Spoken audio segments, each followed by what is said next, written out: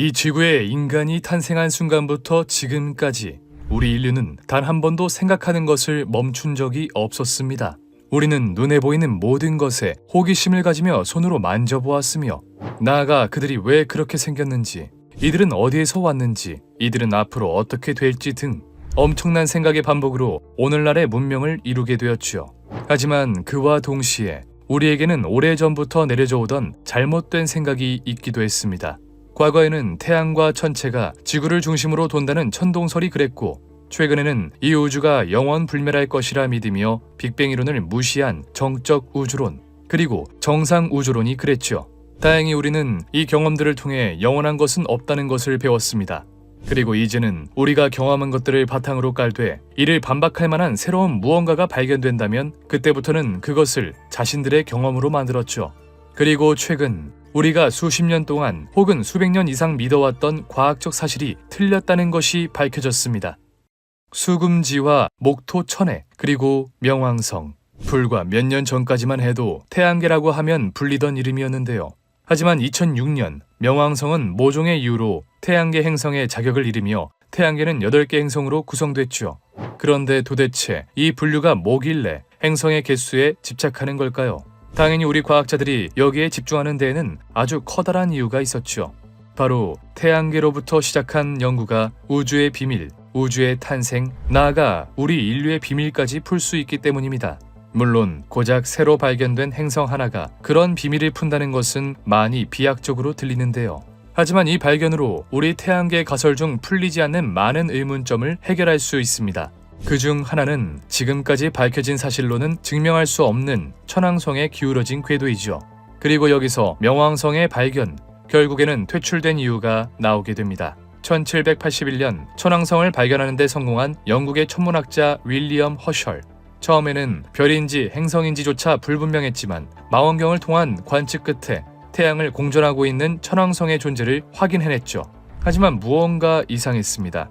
이후 1846년 프랑스의 수학자 위르뱅 르베리에가 행성 X로 예상되는 해왕성의 위치를 계산해냈고, 독일의 천문학자 요한 갈레가 르베리에가 예상한 위치와 매우 가까운 곳에서 해왕성을 발견하며 천왕성의 이상한 궤도 문제가 해결되는 듯 보였는데요. 하지만 해왕성은 여전히 천왕성의 문제를 해결하지 못했고, 또다시 이 문제를 해결한 행성 X를 찾아 나서게 되죠. 그렇게 1930년 미국의 클라이드 톰보가 모든 것을 해결할 행성 X, 명왕성을 발견합니다.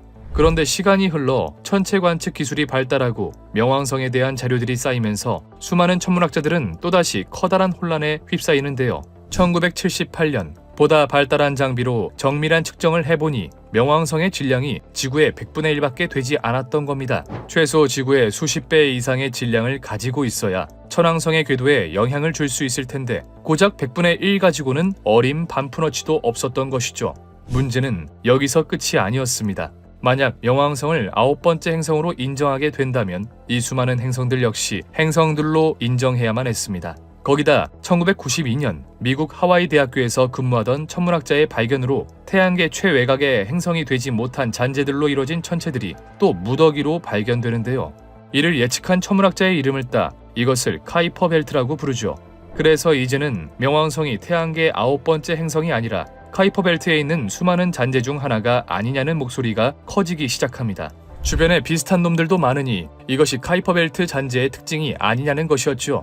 결국 2006년 국제천문연맹은 기존에 있던 태양계 행성의 성립 조건을 수정하기에 이릅니다. 첫 번째, 태양 주위를 공전하는 천체일 것. 두 번째, 자체 중력으로 구형태를 이룰 정도의 질량을 가지고 있을 것.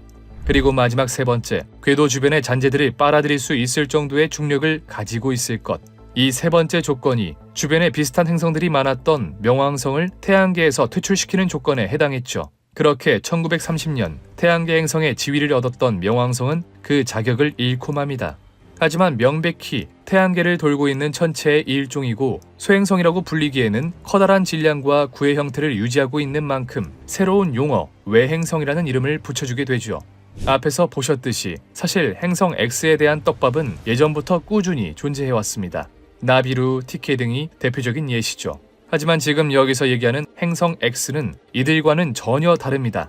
조금 더 명확한 근거가 있거든요.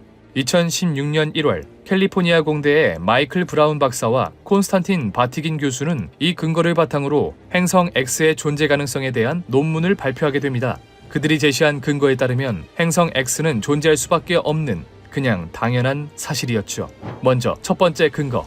현재 천문학계에서 발견한 외행성 후보 천체들 중 6개의 궤도가 특정한 방향과 각도로 쏠려서 태양을 공전하고 있는 상황이 우연히 일어날 확률은 무려 14,000분의 1, 고작 0.007%에 불과했죠. 행성 X가 존재하지 않으면서 해당 상황을 설명하려면 카이퍼 벨트의 질량이 현재의 100배 이상이 되어야만 설명할 수 있었습니다. 한마디로 행성 X가 꼭 필요하다는 이야기죠. 다음 두 번째, 태양계 9번째 행성 X가 존재한다 가정하고 우주 시뮬레이션을 돌려보았을 때 예상된 결과값이 실제 측정값과 같았다는 겁니다. 우주 시뮬레이션 결과에 따르면 해왕성의 공전 궤도와 거의 수직으로 태양을 도는 기이한 작은 천체들이 예측되었는데 이게 관측해 봤더니 실제로 존재한다는 거였습니다. 이 정도면 사실 태양계에는 9번째 행성 X가 존재한다는 것이 설득력 있죠. 그런데 이상합니다. 관측 장비가 발달된 지 어언 100년, 이제는 수백 광년 뒤에 있는 천체들을 관측할 기술을 가졌으면서도 왜 고작 태양계 끝에 있다는 행성 X를 발견하지도 못하는 걸까요? 아무리 이론상으로 존재한다고 주장해도 실제로 관측하지 못하면 결국은 없는 건데 도대체 왜 못하는 걸까요? 2019년 캘리포니아 공대의 천문학자들은 수많은 계산과 시뮬레이션을 거듭한 끝에 하나의 논문을 발표합니다. 그 논문은 행성 X에 관한 내용이었는데 그들이 계산한 결과에 따르면 행성 X의 궤도 반경은 대략 1400AU, 지구의 1400배에 이르렀죠. 그나마 태양과 가장 가까운 순간인 근일점은 무려 200AU, 쉽게 말해 정말 엄청나게 멀리 떨어져 있다는 것이었는데요. 대충 해왕성보다 20배 이상 떨어져 있다고 합니다. 또 지름은 지구의 4배에서 10배, 질량은 5배, 공전 주기는 무려 1에서 2만 년 정도일 것으로 예상되었죠. 즉 행성 X는 지구로부터 정말 어마어마하게 멀리 떨어져 있는데 거기다 공전 주기 역시 거의 2만 년으로 굉장히 길어 관측하기 어렵다는 이야기였는데요. 그렇다면 과연 우리는 이 행성 X를 직접 눈으로 관측할 수 있을까요?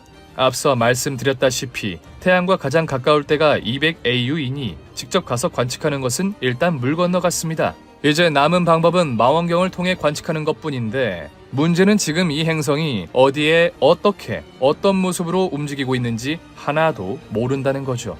설사 안다고 해도 관측하기엔 또 엄청난 어려움이 있습니다. 왜냐면 행성의 겉보기 등급이 22등급 아래일 것으로 예상되기 때문이죠. 이 정도면 1.8m짜리 망원경으로 별의 위치를 정확히 조준해서 60초 동안 장노출을 해야 겨우 볼 수 있는 수준이라고 합니다. 너무 멀어서 가지는 못하고 그렇다고 보기엔 너무 어둡고 게다가 어디 있는지 모르고 아직 제9행성 X는 관측하기 힘든 것이 사실입니다. 하지만 다행히도 우리 인류는 한번 생긴 호기심은 절대 놓치지 않고 물어뜯는 핏불 같은 존재입니다. 이 의문이 풀릴 때까지 얼마의 시간이 걸리던 결국은 해낼 것이지요.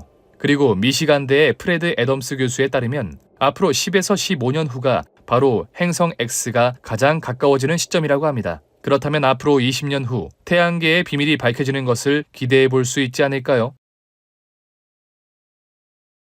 과학기술이 발달하면서 밝혀진 놀라운 사실은 제9행성 말고도 생각보다 우리 가까이에 있었습니다. 바로 우리가 24시간 365일 수백만 년간 살아왔던 이 지구에 말이죠. 2022년 인류 최초로 지구 이외의 천체에 우주정거장을 지어 장기적으로 달을 개척하겠다는 나사, 이에 지지 않고 화성에 유인 식민지를 건설하겠다는 스페이스X, 이처럼 지구 밖 우주를 향한 거대한 프로젝트가 경쟁적으로 진행되고 있는 가운데 정작 우리는 밟고 눕고 살고 있는 지구에 대한 연구는 그리 많지 않은 실정입니다. 사실 우리가 우주를 연구하는 이유는 인류의 수건 사업과도 같은 우주의 비밀, 지구 탄생의 비밀을 알아내기 위해서인데요. 하지만 수천 년간의 과학기술 발전에도 불구하고 정작 지구 속을 탐구하는 능력은 아직 민망한 수준이죠. 그런데 2023년 2월 21일, 지금까지 우리가 진실이라고 믿었던 지구과학이 틀렸음을 증명하는 논문이 하나 발표됩니다. 바로 지구의 내핵 가장 깊은 곳에 반지름이 약 650km에 달하는 금속 구체로 된 또 하나의 핵이 존재한다는 것. 지금까지 우리는 지구가 35km에 달하는 지각으로 뒤덮여 있으며 그 안에는 2900km에 해당하는 멘틀로 쌓여 있고 그 안에 2250km에 달하는 외핵과 1300km에 달하는 내핵으로 구성되어 있다고 배워왔습니다. 그리고 딱히 이 사실에 대해 의심할 여지도 생각도 없었죠. 그런데 지금부터는 지구가 사중구조로 되어 있다는 것은 틀린 이론이었습니다. 사실 지구가 사중구조가 아닐 것이라는 이야기는 꽤 오래전부터 나왔던 가설이었는데요. 2002년 호주 국립대학교 지진파에 대한 연구 중이던 흐르보의 트칼치치 지진학 교수는 무언가 이상한 점을 발견합니다. 보통 지진이 일어나면 피파와 에스파로 나뉘어 두 번의 파동이 발생하는데 그중 피파는 지구의 지름을 이동하는데 20분이 걸린다는 사실을 알아냅니다. 그런데 이 피파가 지구의 가장 안쪽 코어를 통과할 때는 한 방향으로 느려지는 반면 외부층을 통과할 때는 또 다른 방향으로 느려졌던 것이죠. 즉 다시 말해 우리가 하나라고 믿어왔던 내핵이 적어도 2개 이상의 구조로 나뉘어져 있어야만 설명이 되는 것이었습니다.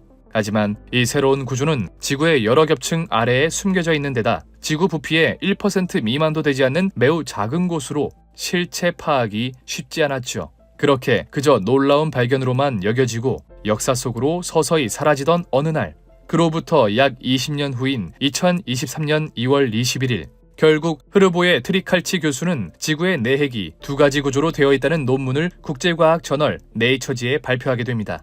연구팀은 지난 10년간 규모 6 이상의 지진 약 200건을 대상으로 지진파가 지구 중심을 지나 진앙 반대편의 대척점을 오가는 것을 분석하였는데요. 그 결과 지진파가 철과 니켈의 합금으로 된 내핵을 통과하는 각도에 따라 속도가 느려지거나 빨라진다는 것을 발견합니다. 다시 말해 우리가 하나라고 믿어왔던 내핵이 사실은 상부 내핵과 하부 내핵 이렇게 2가지로 나뉜다는 것이었죠. 이제 더 이상 지구는 4중구조가 아닌 5중구조라는 사실이 밝혀지는 순간이었습니다. 사실 지구 내핵 안에 새로운 구조가 발견된 것이 뭐 그렇게 중요하냐고 하실 수 있습니다. 지구가 4중구조든 5중구조든 우리가 사는 것과는 아무런 관련이 없을 수 있으니까요. 하지만 내핵 안 더 깊숙한 곳에 우리가 몰랐던 핵이 존재한다는 것은 우리가 지금까지 써왔던 지구 진화의 역사에 커다란 공백 혹은 오류가 있었다는 이야기입니다. 이 부분에 집중해 자세히 조사해 나가다 보면 다시 한번 지금까지는 당연하다고 생각해왔던 이론에서 허점을 발견하며 점점 진실에 가까워지겠죠. 우리 눈에 보이지도 않는 제9행성의 존재를 알아차리고 우리가 수백만 년간 살아왔지만 절대 속을 들여다볼 수 없는 지구의 내부 구조도 알아냈지만 정작 우리는 우리 주변에서 24시간 내내 볼 수 있는 이 물체, 물에 대해서는 아무것도 아는 것이 없었습니다. 과연 이 물은 어디에서 온 것일까? 솔직히 깊게 생각해보지 않으면 그렇게 궁금하지 않는 소재이긴 합니다. 그냥 처음부터 이 지구에 물이 있었을 것만 같죠. 나아가 지구에 물이 있든 말든 그것이 무슨 상관이냐고 생각하시는 분들도 계실 겁니다. 하지만 생명체에게 있어 물은 그 어떠한 것과도 바꿀 수 없는 매우 소중한, 아니 없어서는 안 될 존재였죠. 약 46억 년 전 격변의 시기, 그 엄청난 소용돌이 속에서 탄생한 신비로운 행성 지구. 그로부터 영겁의 시간이 흘러 원시 바닷속에서 무언가 움직이기 시작합니다. 바로 지금의 인류를 있게 만든 최초의 생명체였죠. 그리고 2023년 현재 지구상에 존재하는 모든 생명체에게 물은 빠질 수 없는 절대적으로 중요한 존재입니다. 그렇다면 과연 이 물은 어떻게 생겼을까? 지금의 생태계를 만든 물의 탄생에 가설은 다양하게 존재하고 있습니다. 화산 활동을 통해 대기 중으로 수증기가 퍼지며 비를 내리게 하였고 그렇게 물이 지표에 존재하게 되었다는 화산 폭발설, 지구 암석에 있던 수화물들이 녹으면서 내부의 물이 밖으로 흘러나오게 되었다는 수화물설 등 지구에 존재하는 물에 대한 가설은 수없이 많이 존재하고 있습니다. 그런데 2021년 2월 이 가설들을 뒤엎어버릴 강력한 가설이 하나 탄생합니다. 영국 남서부 글로스터 윈치컴 하늘이 갑자기 빛나기 시작합니다. 그리고 엄청난 굉음과 함께 운석이 하나 떨어지죠. 우주에서 날아오는 운석은 그 자체로 엄청난 연구 가치가 있기 때문에 연구진들은 신속하게 그 운석을 재빠르게 회수합니다. 그리고 운석을 갈아내어 열을 가하고 잔해를 폭파시키는 등 여러 가지 실험을 통해 그 운석에 대해 연구하기 시작했죠. 그리고 그 결과 이 운석은 무려 46억 년 전 태양이 막 태어나던 순간 형성된 것이라는 놀라운 사실을 알게 됩니다. 태양의 생성 무렵 탄생한 이 운석은 그 당시의 우주 상황을 알 수 있는 귀중한 자원으로 어쩌면 우주의 탄생의 비밀을 품고 있을지도 몰랐죠. 그러던 중 애슐리 킹 박사를 비롯한 연구진은 한번 놀라운 발견을 하게 됩니다. 이 운석은 약 11%의 물과 2%의 탄소 등의 물질로 구성되어 있었는데요. 여기서 삼중수소와 일반 수소의 비율이 지구와 비슷하다는 것이었죠. 즉 다시 말해 지구에 존재하는 물이 사실은 외부 천체에서 시작되었을 수도 있다는 것이었습니다. 게다가 2014년 유럽 우주연구소에서 진행한 로제타 프로젝트에서 지구 외부 소행성을 조사한 결과 지구에 유사한 삼중수소와 일반 수소의 비율을 가진 소행성을 다수 찾을 수 있었는데요. 그렇게 현재 물을 가지고 있는 외부 천체가 지구의 충돌에 물이 형성되었다는 소행성 충돌설이 가장 유력한 물의 기원의 가설로 받아들여지고 있죠. 거기다 물에서 지구의 최초의 생명체가 탄생한 만큼 생명의 기원이 지구가 아닌 우주 밖 소행성에서부터였을 수도 있다는 주장이 나오기 시작합니다. 만약 정말 생명의 기원이 지구가 아닌 외부의 소행성이었다면 우주 어딘가 수많은 소행성의 충돌로 바다가 만들어진 행성에서 이미 우리와 같은 생명체가 움직이고 있는 것은 아닐까요? 하지만 인류가 지금까지 밝혀낸 사실 중 가장 중요한 것은 이런 것들이 아니었습니다. 솔직히 말해 일반인들의 입장에서 태양계의 9번째 행성이 등장한다거나 지구에 알려지지 않은 새로운 핵이 하나 있었다거나 물의 기원이 어디서 시작되었는지 따위는 전혀 중요하지 않겠죠. 이것이 실제 우리 생활에 얼마나 연관이 있는지 어떻게 적용이 될지는 아직 모르기 때문에 그나마 과학에 관심이 있는 사람들에게나 재미있게 들리는 하나의 이야기거리에 불과할 겁니다. 하지만 과학자들이 밝혀낸 이 두 가지 사실은 과학에 관심이 있든 없든 그 누구에게나 중요한 그리고 위협적인 것들이었습니다. 먼저 첫 번째는 조금 진부할 수도 있지만 날이 갈수록 지구의 온도가 올라가는 온난화 현상이었습니다. 실제 산업혁명 이후 우리 인간은 이전과도 비교도 되지 않을 정도로 발전하며 엄청난 온실가스를 배출하며 지구를 따뜻해지게 하였고 이는 46억 년에 가까운 지구의 역사에 비추어 볼 때 상식적으로 바라볼 수 없는 기이한 정도의 온도 상승이었죠. 때문에 지난 2015년 프랑스 파리에선 195개국이 참여하여 온실가스 배출을 줄이자는 파리 협정을 맺었지만 그렇게 쉽사리 이야기가 풀리고 있는 상황은 아닙니다. 사실 이 부분은 굉장히 큰 문제이기도 하고 어떻게 풀어나가야 할지 막막한 것도 맞습니다. 그러나 세월이 흘러 우리의 문명이 한 단계 정도 진보하게 된다면 이는 충분한 해결책이 있어 보이죠. 사실 진짜 문제는 바로 어느새 스리슬쩍 우리의 주변을 침식해가고 있는 인공지능이었습니다. 사실 인공지능의 역사는 굉장히 오래전부터 시작되었습니다. 1939년 지구에 존재하는 거의 모든 나라가 참전하였던 세계 최대 규모의 전쟁 제2차 세계대전 수많은 나라가 전쟁에 참여하고 시시각각 충돌이 일어나는 만큼 이제는 누가 어디서 무엇을 하고 있는지에 대한 정보는 앞으로의 전쟁의 판도를 좌우하게 되었죠. 이제는 누가 그 정보를 몰래 빼내어 얼마나 빠르게 해독하느냐가 관건이 되었습니다. 결국 1943년 인간의 능력만으로는 적국의 모든 정보를 해독하는데 무리를 느낀 인간은 최초의 컴퓨터 콜로서스를 탄생케 했죠. 콜로서스의 능력은 그야말로 충격과 공포였습니다. 수십 명이 달려들어 며칠간은 해독해야 할 정보를 콜로서스는 모두 쉽게 처리해버렸으며 유럽 전역에서 독일의 무선 통신 내용을 해독해 전쟁을 승리로 이끌었죠. 이제 과학자들은 자연스럽게 이런 질문을 하기 시작합니다. 인간에게는 그렇게도 어려운 계산을 기계는 이렇게 빠르고 정확하게 한다면 인간의 다른 능력도 대체할 수 있지 않을까? 먼저 그 시작은 구소련 학자들의 러시아 논문을 영어로 번역하는 일이었습니다. 그렇다면 러시아어 번역기를 발명하는 데 시간은 얼마나 걸렸을까? 이 질문에 당시 미국 인공지능 전문가들은 자신있게 대답했습니다. 6개월 정도 연구하면 풀 수 있는 간단한 문제입니다. 하지만 그들이 장담한 언어 처리 문제는 70년이 지난 이제서야 챗 GPT라는 이름으로 풀리기 시작했죠. 챗 GPT의 탄생은 굉장히 놀라웠습니다. 챗 GPT에게 질문을 하면 마치 사람과 질의응답을 하는 것처럼 자연스럽게 대답해 주었으며 또 모르는 것도 없었죠. 급기야 몇몇 사람들은 이를 자신의 레포트로 작성하거나 시험 문제를 푸는 데 사용하였고 들키기는 하였지만 정확도에서는 문제가 없었는데요. 때문에 일각에서는 챗 GPT를 신격화하여 마치 모르는 것이 없는 백과사전인 마냥 이야기하고 있습니다. 하지만 이 챗 GPT에는 아주 커다란 문제점이 있었는데요. 앞서 봤듯 인공지능이란 인간이 만들어낸 빅데이터를 기반으로 우리들의 질문에 대답해주는 형태입니다. 그런데 만약 인간이 만들어낸 빅데이터, 즉 정보가 잘못된 것이라면 어떻게 될까요? 챗 GPT에게는 그것이 잘못된 정보라는 것을 생각할 능력이 없기 때문에 단순하게 그 정보를 우리들에게 전달해 줄 겁니다. 그리고 우리는 전지전능한 챗 GPT가 내놓은 답변이기에 그저 그 답을 그대로 믿게 되겠죠. 사실 우리는 잘못된 정보에 대해 어느 정도 면역이 있긴 합니다. 불과 10년 전까지만 해도 이와 비슷한 시스템, 지식인이 있었기 때문인데요. 하지만 시간이 흘러 우리는 그곳에도 잘못된 정보가 올라올 수 있다는 것을 알게 되었고 정보를 선별적으로 받아들이는 능력을 키워냈습니다. 그러나 챗GPT는 지금까지 틀린 적이 드물고 벌써 챗GPT를 신격화하는 사람들도 많아진 모습입니다. 때문에 우리는 챗GPT의 정보를 비판적으로 받아들이는 능력을 키워야만 하죠. 이 영상을 보시는 분들은 이렇게 생각하실 수도 있습니다. 그래서 그게 뭐 그렇게 중요하다고 호들갑이야? 물론 아직까지는 이 문제가 그렇게 크게 대두되지 않을 수 있습니다. 그저 개인끼리 주고받는 정보가 틀렸을 뿐 진실 자체는 변하지 않을 테니까요. 그런데 문제는 이 챗 GPT가 굉장히 똑똑한 인공지능이고 나라를 운영하는 지도자 입장에서도 이 인공지능을 사용하지 않을 이유가 없다는 겁니다. 이 정책을 이 시기에 펼치면 국민들의 반응은 어떨지, 국제 정세에는 어떤 영향을 끼칠지 등등 모든 것을 이들에게 묻게 되겠죠. 그런데 만약 아기를 품은 누군가가 이 AI가 학습하는 빅데이터에 잘못된 정보를 풀게 된다면 그 결과는 어떻게 될까요? AI는 최선의 대답이라고 해서 내놓았겠지만 결국은 틀린 대답을 내놓게 되겠죠. 또 AI에게 빅데이터를 학습시키는데 천문학적인 금액이 드는 만큼 상대적으로 강국이 좋은 성능의 AI를 가지게 될 것이고 이는 다시 한번 전 세계 간 갈등을 초래해 제3차 세계대전을 일으키게 될지도 모릅니다. 사실 이렇게 이야기하긴 했지만 우리가 지금까지 어떤 기술을 개발하던 기술은 항상 좋은 면과 나쁜 면을 가지고 있는 양날의 검이었습니다.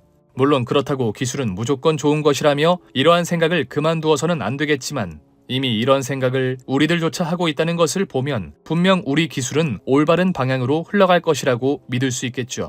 그래서 이러한 문제들은 현재 엄청나게 열심히 기술을 개발하고 있는 과학자들에게 넘겨주면 되겠지만 사실 진짜 문제는 우리 인류가 앞으로 몇십 년 내에 어떻게 될지 모른다는 것이었습니다.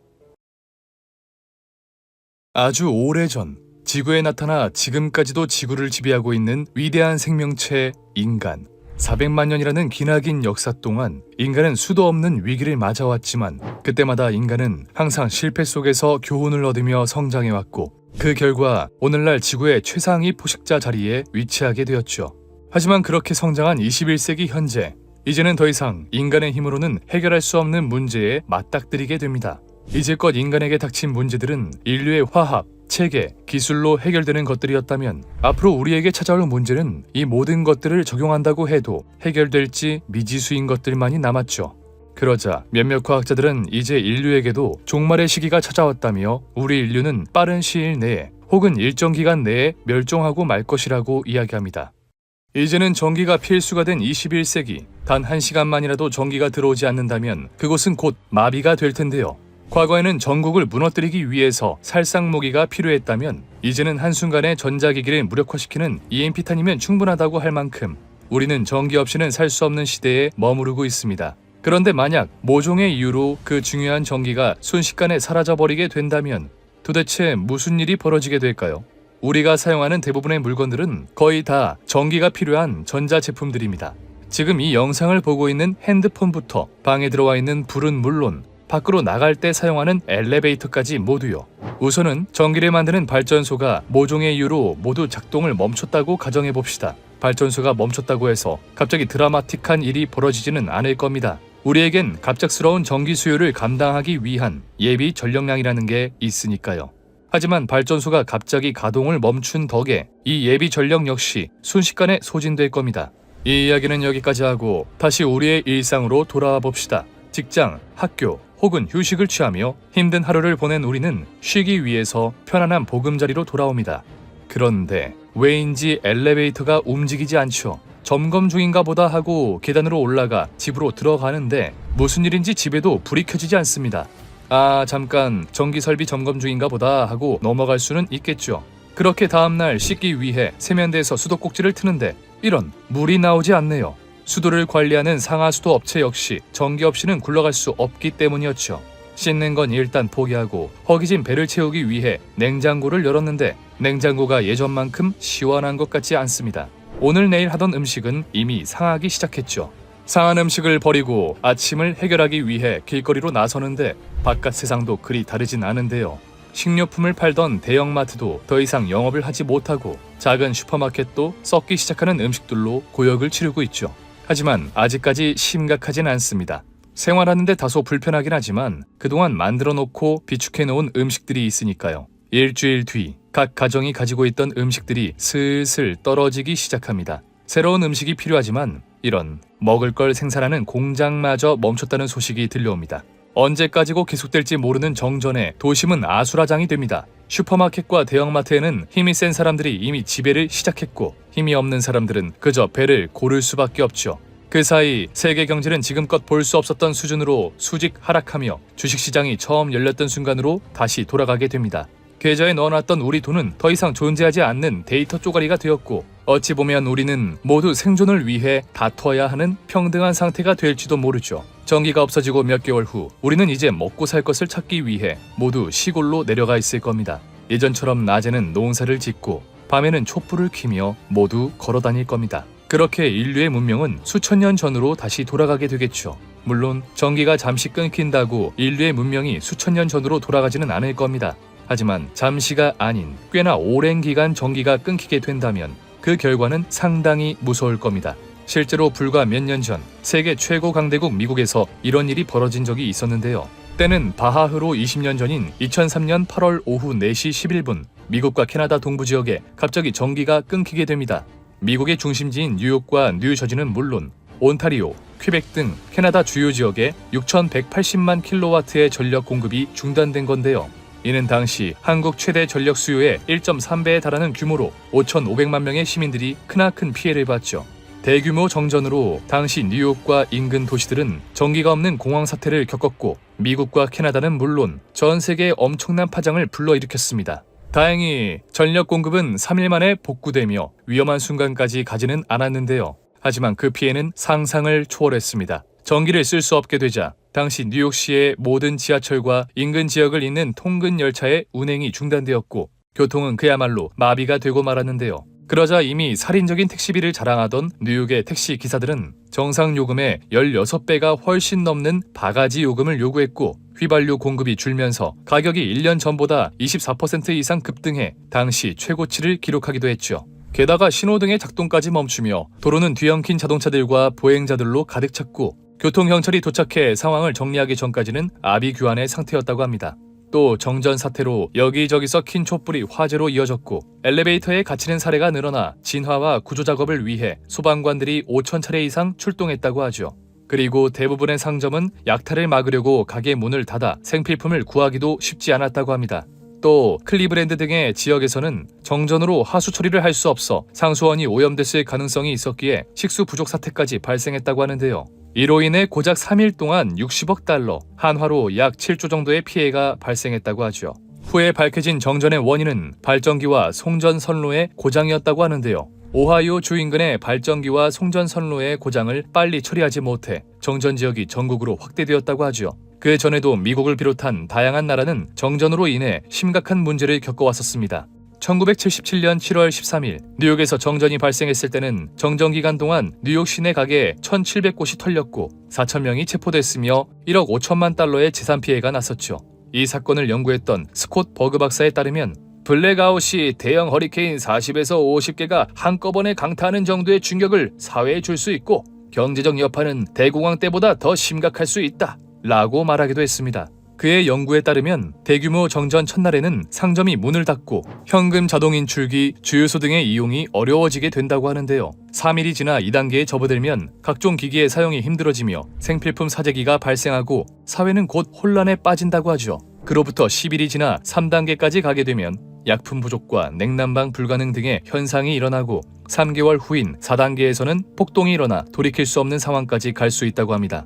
한국 역시 정전에서 자유로울 수는 없었는데요. 지난 2011년 9월 15일 한국은 역사상 유례없었던 대규모 블랙아웃을 겪게 됐었는데요. 기록적인 늦더위로 인한 예비 전력량 감소와 발전소 정비 시기가 겹친 비운의 사고였습니다. 이 당시 낮아진 예비 전력을 복구하기 위해 전국적으로 곳곳마다 랜덤하게 정전을 겪었었는데요. 그로 인해 시내의 신호등이 무작위로 정전되며 교통사고가 잇따랐고 무려 500건에 달하는 승강기 내 고립신고가 접수되었다고 합니다. 그 외 플라스틱 공장에서 원료가 굳어서 하루치 원료를 폐기 처분한다거나 납기 물량을 맞추지 못해 하루치 납품 계약이 파기된다거나 공장을 돌리지 못해 직원들을 집으로 돌려보낸다던가 하는 기업들의 피해 역시 잇따랐었죠. 그중 가장 심각한 것은 정전으로 인해 수술이 중단된 곳도 있었다고 하는데요. 일단 재수술이 가능하도록 긴급 봉합하는 식으로 넘겼다고 하는데 만약 정전이 길어졌다면 상상하기 싫은 결과가 기다리고 있었겠죠. 다행히 곧 전기가 들어오면서 대규모 혼란 속에 빠져드는 건 막을 수 있었습니다. 단 1분 1초 전기가 끊긴 것만으로도 엄청난 위기를 초래할 수 있는 21세기. 때문에 전문가들은 우리 지구가 멸망하는 결정적인 원인은 외계인의 침략도, 소행성의 충돌도 아닌 전기의 부족일지도 모른다고 이야기하죠. 실제 전 세계는 전기 사용량이 피크에 다다르며 언제 전기를 모두 사용해버릴지 모르는 위험한 상황에 도달했습니다. 이제 인류에게는 전기 발전의 대부분을 차지하고 있는 원자력 발전, 화력 발전을 넘어선 무언가 혁신적인 발전 기술이 나와야만 합니다. 그리고 지난 2021년 한국의 K스타에서는 그에 대한 해답을 준비해 놓았다는 듯 인류의 새로운 미래를 위해 한 발 더 나아가고 있었죠. 바로 인공태양이었습니다. 사실 태양이 뿜어내는 에너지의 양은 정말 방대합니다. 태양이 1초 동안 뿜어내는 에너지의 양은 지구 모든 인류가 100만 년을 쓰고도 남을 정도로 엄청난 양이죠. 만약 그런 태양을 우리 인류가 직접 만들어 온전히 사용할 수 있다면 인류는 영원히 에너지 고갈 문제로부터 자유로워질 수 있습니다. 그렇다면 과연 인공태양을 만들기 위해서는 어떻게 해야 할까? 당연히 인공태양을 만드는 것은 우주적 존재, 신급 존재에 도달하는 기술인 만큼 결코 쉽지 않았습니다. 바로 태양과 지구의 환경 자체가 근본적으로 달랐기 때문인데요. 인공태양의 핵심 반응인 핵융합이 일어나기 위해서는 초고압과 초고온의 환경이 형성되어야 합니다. 태양만 해도 1500만 도와 1000억 기압 사이에서 핵융합이 발생하죠. 얼핏 보기에도 지구에서는 비슷한 환경조차 만들기 어려워 보입니다. 그렇다면 도대체 이런 초고온과 초고압은 어디에 쓰이길래 필요한 것일까요? 수소와 헬륨, 산소, 탄소와 같이 우리가 익히 들어본 원자들은 모두 양성자와 중성자, 그리고 전자로 이루어져 있습니다. 이 원자에 에너지를 가하면, 다시 말해 이 원자가 초고온과 초고압의 환경에 놓이게 된다면 원자에 붙어있던 전자가 힘을 잃고 떨어져 나가 원자 핵과 전자는 서로 분리된 상태가 되는데 이 상태를 바로 플라스마 상태라고 합니다. 플라스마 상태가 된 두 원자는 서로 양전하를 띠기 때문에 일반적인 온도에서는 서로를 밀어내지만 이 플라스마를 초고온 1억 도 이상으로 가열하게 되면 운동 에너지가 높아지면서 서로 무수히 충돌하게 되고 그 과정에서 두 원자 핵은 서로 하나로 합쳐지게 됩니다. 그리고 그것을 바로 핵융합 과정이라고 부르죠. 두 개의 원자 핵이 합쳐져 하나의 원자 핵이 탄생할 때는 내부 물질이 붕괴하며 질량이 아주 소량 줄어들게 되는데요. 이렇게 줄어든 질량은 그 유명한 질량 에너지 동등성에 의해 에너지로 바뀌어 빛과 열을 생성하게 됩니다. 쉽게 말해 초고온과 초고압의 환경에 놓인 원자가 서로 충돌하여 어마어마한 양의 빛과 열을 발산한다는 것이었죠. 그리고 인공태양이 이런 핵융합 반응을 인위적으로 일으켜 이 에너지를 인류의 새로운 에너지 동력으로 사용하겠다는 계획이었습니다. 만약 이런 인공태양을 만드는 데 성공하기만 한다면 인류는 말 그대로 지금까지와는 비교도 할 수 없는 엄청난 도약을 할 수 있습니다. 인류는 더 이상 에너지 고갈 문제에 대해 걱정할 필요가 없으며 새로운 기술에 에너지가 얼마가 들던 투자할 수 있는 여력이 생기게 되는 것이죠. 사실 그만큼이나 인공태양의 장점은 상상을 초월합니다. 인공태양의 원료로 사용되는 물질은 수소에 중성자가 하나 더 들어있는 중수소와 2개 더 들어있는 삼중수소인데 중수소는 바닷물을 전기분해해서 얻으며 삼중수소는 핵융합로 내에서 리튬과 중성자를 반응시켜 얻을 수 있다고 합니다.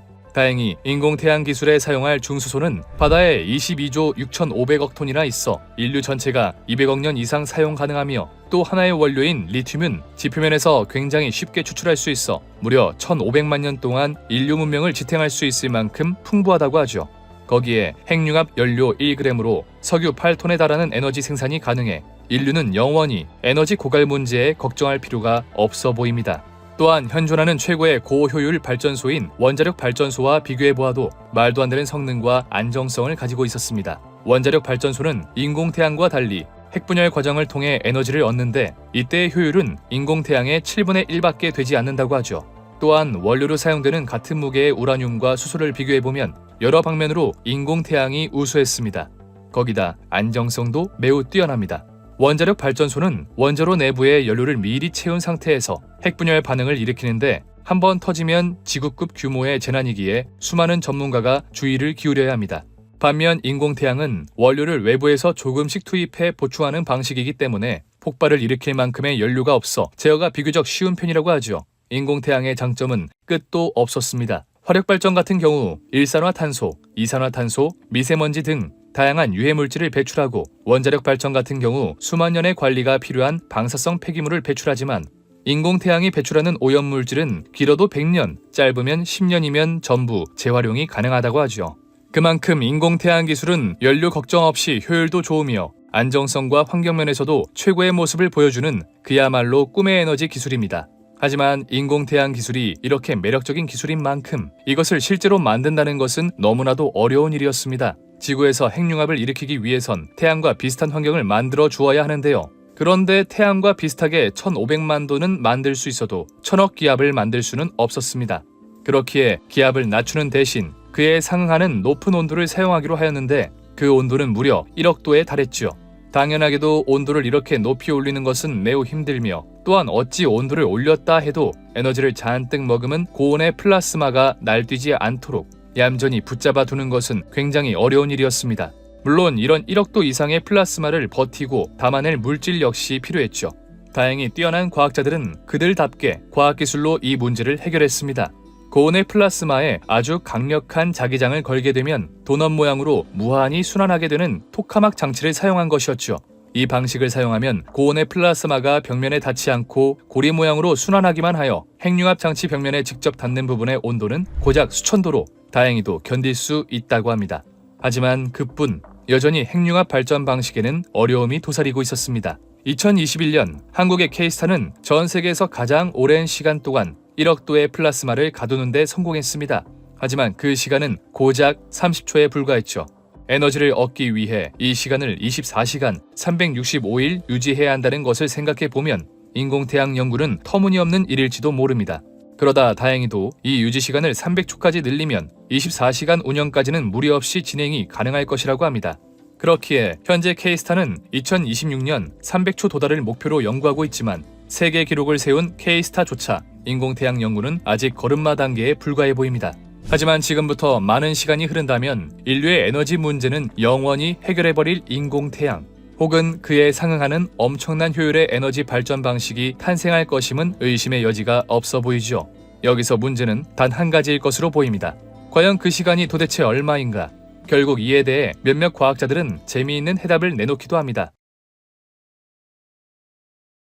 미래를 가고 싶어하는 이유는 저마다 다를 수 있지만 결국엔 궁극적으로 지금 현재 이 상황이 너무나도 힘들기 때문에 현재 자신이 처한 문제가 해결되어 있을 미래를 향해 나아가고 싶은 것일 겁니다. 하지만 야속하게도 우리 인간은 수명이라는 시간 제약이 있으며 다른 동물들에 비하면 그 시간이 길게도 혹은 짧게도 느껴지는 편이죠. 오히려 다른 동물들보다 월등히 오래 살기 때문에 우리는 더욱더 앞날을 바라보고 미래를 갈망하는 것일지도 모릅니다. 하지만 혁명이라고 부를 정도의 기술의 혁신은 대개는 인간의 삶 동안 한 번 일어나기도 힘들기 때문에 대부분 사람들은 언젠가는 올 인류의 미래를 단지 꿈꾸기만 할 뿐이지요. 그런데 만약 우리의 몸이 미래에도 온전하다면 어떨까요? 음식을 보관할 때 잠시 냉장고에 넣어놓는 것처럼 우리의 몸도 냉장 보관하면 어떨까요? 그렇게 냉동인간 기술이 각광받기 시작합니다. 과학기술의 발전을 믿고 구상되었던 냉동인간 프로젝트. 하지만 인간을 얼린다는 것은 너무나도 무서운 일이었습니다. 당장 추운 지방으로만 가도 한 해에 얼어 죽는 사람들만 매년 수만 명에 달했으며 인류에게 추위는 항상 공포의 대상이었죠. 그런 상황에서 인간을 차갑게 얼린다니 너무나도 무모한 생각이었죠. 하지만 언제나 과학은 무모한 생각을 통해 발전하는 법. 1964년 한 과학자가 이 무모한 생각을 실제로 가능하다며 주장합니다. 그 주인공은 바로 미국의 물리학자인 로버트 에팅거. 그는 자신이 발표한 논문 불멸의 전망을 통해 신체를 냉동시켜 놓으면 미래의 과학자들이 해동의 방법을 찾아 모든 문제를 해결해 줄 것이라고 이야기했는데요. 다소 무책임해 보이는 주장이지만 당시의 상황을 고려해 보면 논문에 이러한 내용을 넣는 것 자체가 큰 도전이었죠. 그렇게 1967년 최초의 냉동인간이 탄생하게 됩니다. 그 주인공은 바로 버클리대 심리학 교수 제임스 베드퍼드로 그의 유언에 따라 가족들이 그를 냉동인간 상태로 만든 것이었죠. 1991년 냉동된 지 24년째 되는 해, 베드퍼드 교수의 냉동 캡슐이 잠시 개봉되어 시신의 상태를 확인해 볼 기회가 생겼는데요. 보존의 상태가 완벽할 것이라는 기대와 달리 아쉽게도 시신의 색이 전반적으로 변색되어 있었고 입과 코에서 피가 흘러나온 흔적이 있었습니다. 안타깝게도 그 당시의 기술력으로는 시신을 완벽하게 냉동시키지 못한 것이었는데요. 실패의 원인은 또 있었습니다. 당시 최초의 냉동인간 제임스 베드퍼드를 냉동 보존할 로버트 넬슨은 전직 TV 수리기사였는데요. 넬슨은 TV 수리기사로 일하다가 로버트 에팅어의 냉동인간 논문을 읽고 그의 매력에 푹 빠져 곧바로 냉동 보존 단체의 대표가 되었죠. 이후 공동묘지에 지하실을 구입해 제임스 베드퍼드를 비롯한 여러 냉동인간을 보존해왔는데 여기서 문제가 생깁니다. 영하 수백 도의 환경을 유지해야 하는 보존 비용을 더 이상 감당할 수 없게 된 것이었는데요. 결국 넬슨은 보관 중인 시신을 뒤로 한 채 지하실을 떠나고 말았죠. 남겨진 시신은 모두 녹아서 부패해버렸고 그나마 제임스 베드퍼드의 시신을 건질 수 있었던 것이었습니다. 이에 그는 법원으로부터 유족에게 80만 달러를 배상하라는 판결을 받고 현재는 다시 TV 수리기사로 돌아왔다고 하죠. 그렇게 인류의 냉동인간 프로젝트는 종료되는 줄 알았으나 여기서 포기하지 않았고 해당 사례에서 실패의 원인을 찾은 기술자들은 시신의 냉동 상태 유지는 물론 혈액의 처리가 중요하다는 것을 깨닫게 됩니다. 그렇다면 현재 냉동인간의 현 주소는 어떻게 될까요? 지난 6월 9일 미네소타대 기계공학과 교수 존 비숍과 의대 교수 에릭 핑거는 실험용 흰쥐의 신장을 급속 냉동하고 100일 동안 보관한 뒤 또다시 급속 해동해 다른 쥐에게 이식하는 데 성공했다는 논문을 발표합니다. 이전에도 장기를 냉동 후 해동하는 연구는 꾸준히 이루어졌지만 장기를 얼리는 과정에서 생기는 결빙 현상으로 장기의 기능이 손상되는 한계가 있었는데요. 쉽게 말해 앞에서 설명한 것처럼 얼음으로 변한 혈액 결정이 장기의 세포를 손상시켰던 것이죠. 하지만 미네소타대 연구진은 냉동 과정에서 동결 보존액을 넣어 장기 안에 있던 물이 얼지 않는 비결정 상태가 되게 하며 이 문제를 해결합니다. 또 냉동인간 기술에 있어 해동 기술 역시 굉장히 중요한데 연구진들은 나노 해동법으로 이를 돌파하였죠. 냉동 과정 중 주입하였던 동결 보존액에 나노 입자를 함께 넣어 철 입자가 회전하면서 열을 내도록 한 것이었는데요. 이 방법을 사용하면 쥐의 신장을 90초 안에 해동할 수 있다고 하지요. 이 과정을 통해 해동된 신장을 쥐 5마리에게 성공적으로 이식했으며 이식된 신장은 약 30일간 제 기능을 유지했고 조직 검사를 위해 안락사되기 전까지 약 한 달간 생존하는 데 성공했다고 합니다. 물론 장기 하나를 냉동한 것과 냉동인간 기술이 어떤 연관을 가지냐고 하실 수도 있습니다. 하지만 세계 최고의 냉동인간 업체 알코어 재단에서는 신체 전부를 냉동시키는 것 외에도 신체의 일부분인 뇌만을 냉동해주기도 하는데요. 훗날 기계로 만든 몸에 뇌를 이식하거나 체세포를 통해 새로운 몸을 만들 수 있을 것이라는 믿음으로 진행하는 서비스라고 하죠. 그런데 여기서 이제 우리는 장기를 냉동하였다가 무사히 해동시키는 방법을 찾아내었습니다. 아직 기계로 만든 몸을 만드는 기술은 없지만 조금의 시간이 더 흐른다면 이 정도의 문제는 해결이 가능하지 않을까요? 아니면 냉동과 해동의 기술이 더욱 발달해 인간의 몸 전체를 얼리는 것까지 가능하지 않을까요? 연구를 진행한 존 비숍 교수는 우리는 이제 생물학적 시간을 멈출 수 있게 되었다라고 밝혔는데요. 과연 우리는 냉동인간이 될 수 있을까요? 지금으로부터 약 400만 년 전, 이 지구의 탄생에 그 어떠한 생명체보다도 빠르게 지구를 접수한 위대한 생명체 인간. 인간은 탄생하던 순간부터 지금까지 마치 누군가에게 보호와 지지를 받고 있는 듯 다른 생명체와는 비교도 할 수 없을 정도로 빠른 진화 속도와 우월성을 증명하였습니다. 그 결과 불과 몇백 년 전까지만 해도 이 지구를 지배하고 있던 수많은 생명체들을 전부 이기고 이 지구의 지배자가 되었죠. 하지만 안타깝게도 우리에게 주어진 행운은 거기까지였는지도 모르겠습니다. 우리는 분명 누군가의 도움으로 인해 이 자리에 올라섰지만 우리를 도운 그 존재가 무엇인지 아무것도 모르기 때문이죠. 때문에 수십 세기에 걸쳐 인간은 자신을 이렇게까지 도와준 알 수 없는 존재를 알아내기 위해 한 가지 학문을 탄생시킵니다. 바로 과학이었죠. 그리고 그 과학은 우리에게 끊임없는 손길을 내민 은인이 바로 이 우주의 비밀에 있다고 이야기합니다. 지금까지 기록에 남겨진 바에 의하면 우리 인류는 꽤나 오래전부터 이 문제를 해결하기 위해 애써왔단 걸 알 수 있었습니다. 아직 문명이라고 부르기에도 부끄러운 원시인 시대부터 인류 역사상 가장 번성했던 이집트 문명에 이르기까지 정말 그리고 아주 오래전부터 우리는 그 비밀에 다가가기 위해 노력해왔죠. 안타깝게도 그 비밀은 수세기 동안 자취를 감추며 좀처럼 우리에게 나타날 생각을 하지 않았지만 20세기에 들어서면서 그 비밀은 조금씩 모습을 비추기 시작합니다. 바로 인류 역사상 최고의 천재 알버트 아인슈타인에 의해서 말이죠. 1905년 아인슈타인은 모든 것을 품고 있는 이 우주를 이야기할 수단을 만들기 위해 특수상대성 이론을 발표합니다. 뒤이어 10년 뒤엔 우주를 보다 보편적인 방법으로 이해할 수 있도록 일반 상대성 이론 역시 내놓았죠. 이 두 논문이 세상에 일으킨 파장은 어마어마했습니다. 단지 빛과 시간, 그리고 공간에 대한 설명에 불과했던 이 주장들은 지금까지 갈피를 잡지 못해 탐구하지 못했던 우주 연구의 이정표를 만들어 주었으니까요. 그렇게 1915년 독일의 한 과학자 카를 슈바르츠 실트는 새로이 등장한 이정표를 바탕으로 이 우주에 대한 가장 중요한 연구를 하기 시작합니다. 그 이정표가 말하는 바에 의하면 질량이 있는 물체는 그 자체로 중력을 만들어낼 수 있으며 물체의 질량에 따라 중력의 크기 역시 결정된다고 이야기하고 있었습니다. 그런데 여기서 중요한 점은 질량의 크기에는 제한이 없다는 것, 다시 말해 질량이 무한대가 될 수 있다는 것이었고, 이는 중력 역시 무한대가 되는 순간이 있을 수 있다는 것이었죠. 하지만 정작 이런 이정표를 만들어낸 아인슈타인은 그러한 비상식적인 천체를 받아들일 수 없었습니다. 생각해봅시다. 이 생각에 의하면 질량을 가지고 있는 물체는 그 크기가 크던 작던 중력을 가지고 있을 겁니다.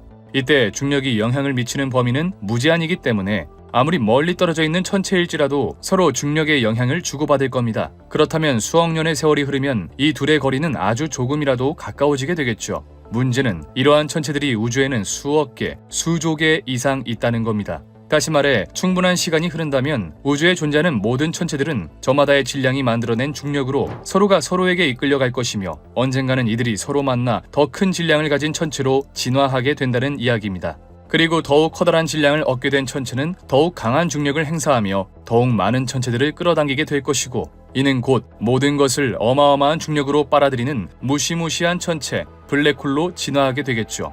그렇다면 수억 년이 흐른 이 우주에 남는 천체라고는 블랙홀밖에 없을 겁니다. 아인슈타인은 이렇게 아름답고도 완벽한 우주가 이러한 비참한 결말을 맞을 것이라고는 생각할 수 없었습니다. 때문에 그는 블랙홀의 존재를 철저히 부정했죠. 그런데 이때 독일의 카를 슈바르츠 실트는 이를 무시하고 블랙홀의 존재 가능성에 대해 발표합니다.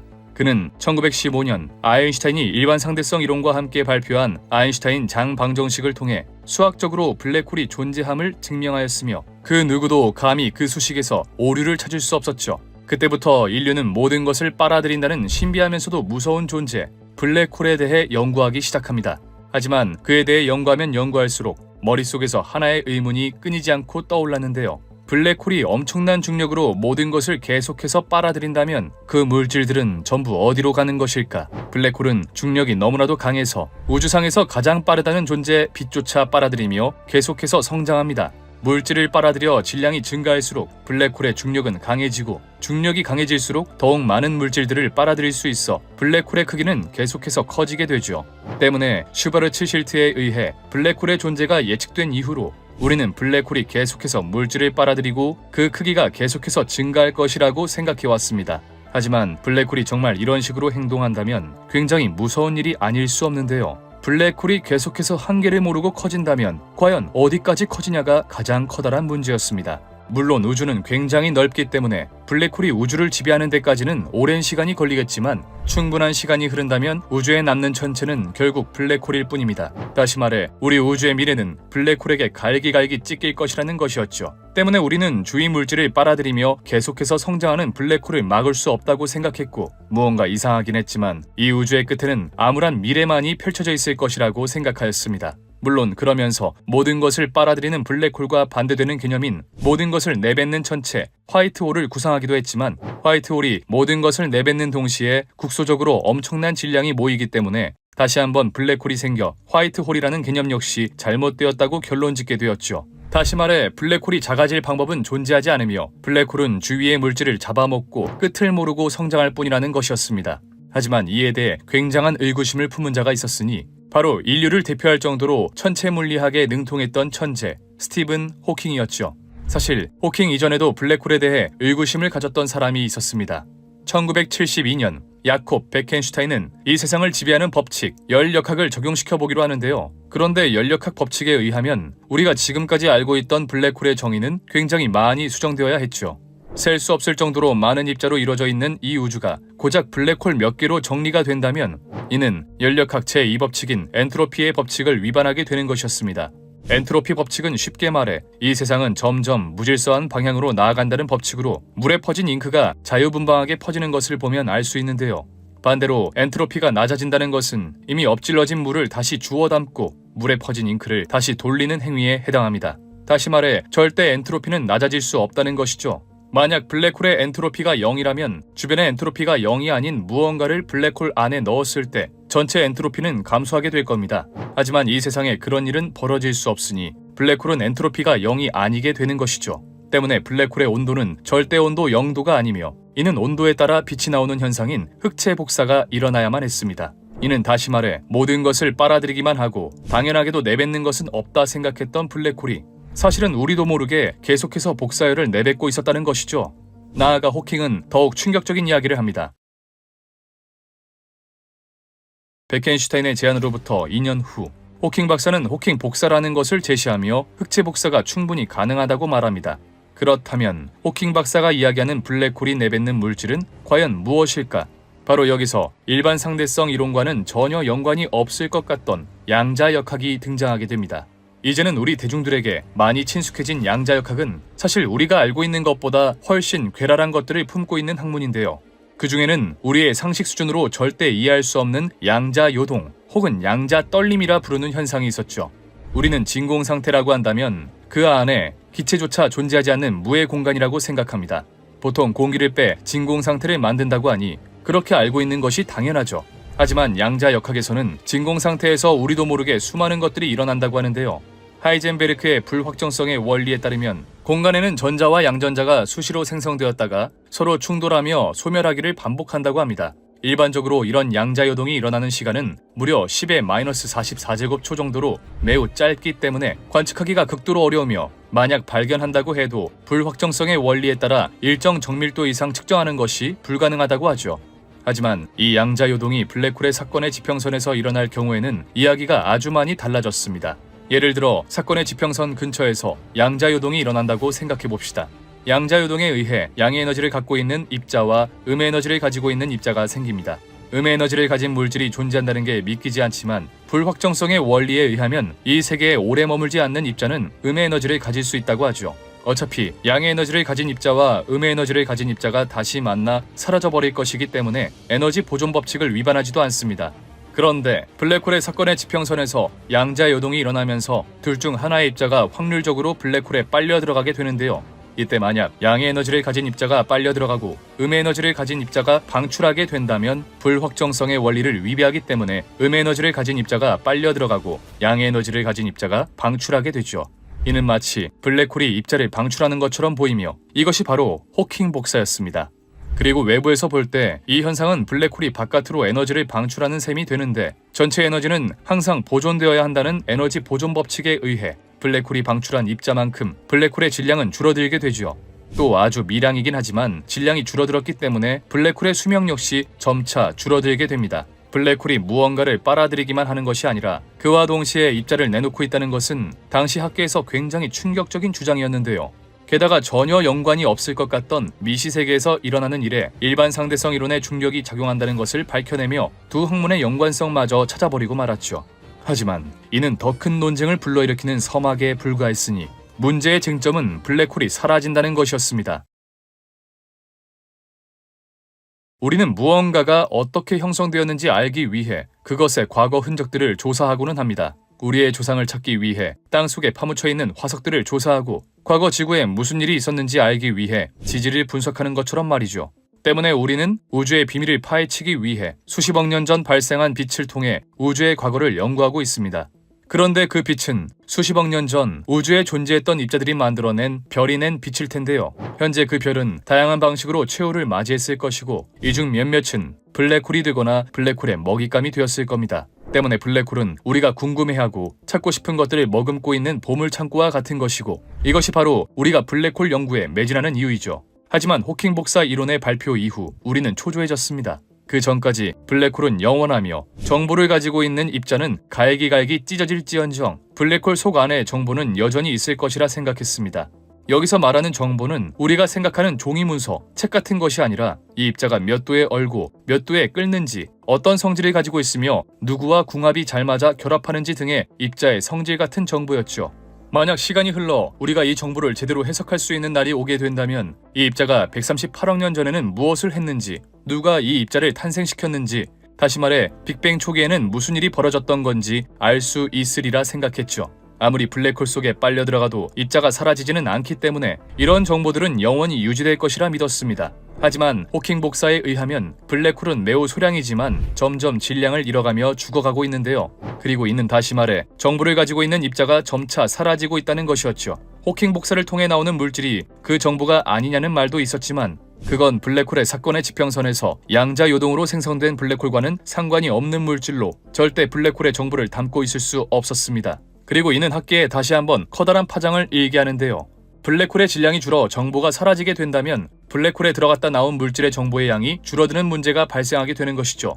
이렇게 발생한 역설은 우리가 블랙홀의 정보 역설이라고 부릅니다. 이런 역설을 해결하기 위해 이론 물리학자들은 사실 정보는 소실되는 게 가능하다. 블랙홀이 물질에서 정보를 분리해 어딘가 저장하기 때문에 사라진 것처럼 보일 뿐이다. 우리가 정보를 해석하는 능력이 떨어져서 그런 것이고 따지고 보면 결국 정보가 유지될 것이다 등 다양한 가설과 논쟁을 이어가고 있습니다. 이 외에도 수많은 문제점이 생기며 논쟁을 만들어내고 있지만 현재까지 블랙홀이 입자를 내뱉고 정보가 사라진다는 것은 반박할 수 없는 사실이죠. 그리고 만약 정보가 사라지는 것이 맞다면 우리는 영원히 우주의 비밀을 풀 수 없을지도 모릅니다. 더 이상 과거를 조사할 무언가가 남아있지 않을 테니까요. 물론 지금까지 상황에 따르면 우리는 분명 이 우주의 비밀을 밝혀낼 수 없습니다. 당장 우리가 관측 가능한 우주의 크기마저 진짜 우주의 일부분이며 더욱이 이 우주를 우리가 전부 관측할 수 있을지조차 미지수인 상황이죠. 하지만 불과 100년 전까지만 해도 우리는 이 우주가 팽창한다는 사실도 믿지 못했으며 더욱이 이 우주가 빅뱅으로 인해 탄생하였다는 사실 역시 꿈도 꾸지 못했습니다. 하지만 그때마다 우리의 생각을 뛰어넘는 놀라운 발견과 발명이 이루어지며 우리의 상상의 영역을 점차 현실의 영역으로 바꾸어 놓았고 머지않아 절대 벗어날 수 없다고 생각했던 지구를 탈출해 달에 도착하기도 했었죠. 그리고 항상 그 말도 안 되는 해결책은 우리가 생각지도 못할 정도로 가까운 곳에 있었습니다. 바로 우리에게 우주의 꿈을 열어준 천체이자 감히 접근할 생각조차 못했던 천체, 블랙홀이었습니다.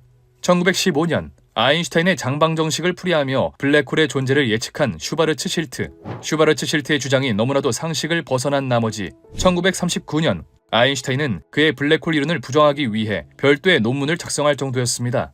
그리고 그 논문에는 이렇게 쓰여 있었죠. 블랙홀은 물리적 현실에서 절대로 존재할 수 없다. 하지만 그렇게 철저히 블랙홀의 존재를 부정했던 아인슈타인도 내심 블랙홀의 존재를 인정하고 있었던 듯한데요. 아인슈타인 방정식의 해를 풀어난 슈바르츠 실트에는 몇 가지 흥미로운 특성을 가지고 있었습니다. 먼저 첫 번째, 아무것도 돌아올 수 없는 경계선이 블랙홀의 주위를 감싸고 있다.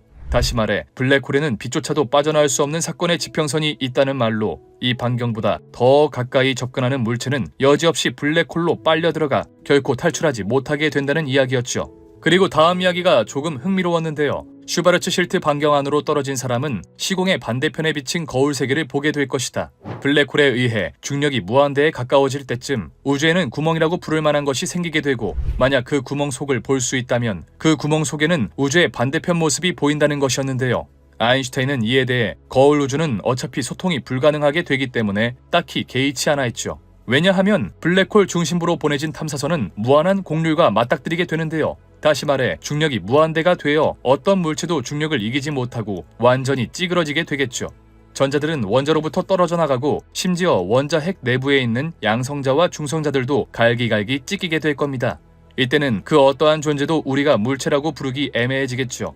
또 다른 우주로 통과해 들어가려면 그 탐사선은 빛보다 빠른 속도로 날아야 하는데 특수상대성 이론에 의해 빛보다 빠른 물체는 존재할 수 없었는데요. 따라서 슈바르츠 실트 해가 의미를 갖기 위해서는 이 거울 우주가 수학적으로 필요하긴 했지만 물리적으로는 절대 발견될 수 없었던 겁니다.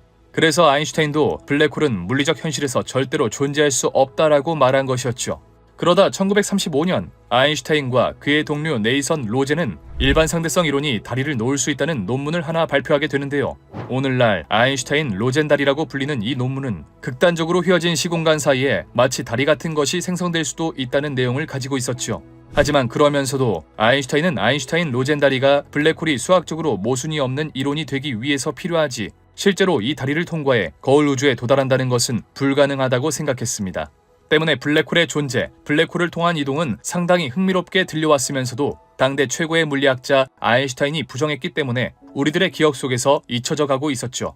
그런데 1963년 상황이 바뀌기 시작합니다. 뉴질랜드의 수학자 로이 커가 아인슈타인 방정식에 대한 또 하나의 해를 발견하게 된 것이었는데요.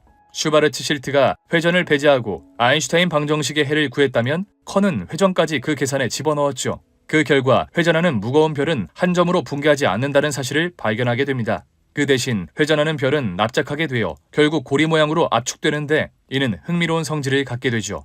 만약 옆쪽에서 블랙홀 안으로 우주선을 통과시키면 그 우주선은 고리 모양의 블랙홀에 부딪혀 완전히 파괴되고 말 겁니다.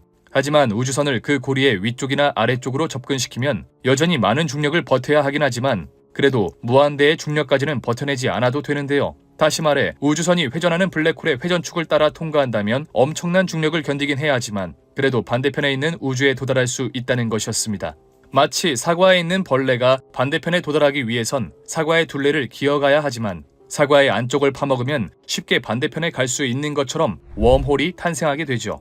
이 웜홀을 사용하게 된다면 우리는 이제 시간과 공간에 구애받지 않고 우리가 원하는 시대와 원하는 공간으로 이동할 수 있게 될 겁니다. 물론 학자들의 해석에 따라 웜홀이 만들어진 순간부터 웜홀로의 이동이 가능하기 때문에 절대 과거로는 돌아갈 수 없다고 이야기하기도 하지만 만약 정말 웜홀이 존재한다는 것이 증명된다면 이는 인류가 풀어나가야 할 다음 과제 정도로 생각하게 되겠죠. 그리고 그런 시대가 온다면 지금도 점차 사라지고 있는 우주의 정보들과 상관없이 우리가 과거로 돌아가 이미 사라져버린 정보들에 접근할 수 있을 겁니다. 그리고 이 시간을 점차 과거로 돌려 138억 년 전으로 돌릴 수 있다면 우리는 마침내 이 우주의 비밀, 우리를 탄생케 하고 우리를 선택한 우주의 비밀을 풀 수 있을지도 모르겠습니다. 지금까지 방구석 과학이었습니다.